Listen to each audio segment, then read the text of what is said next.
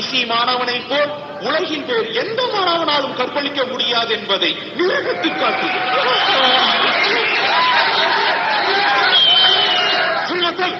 அந்த பெருமை நம் கற்பழிக்கும் கர்ணன் நம் கல்லூரி முதல்வர் திரு விருமாண்டி அவர்களையே சேரும். கற்பழிக்கும் கர்ணன் விருமாண்டி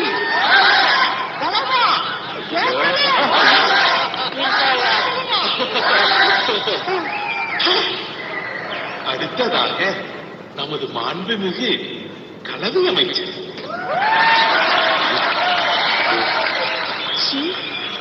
கலவினா செச்சுதானே?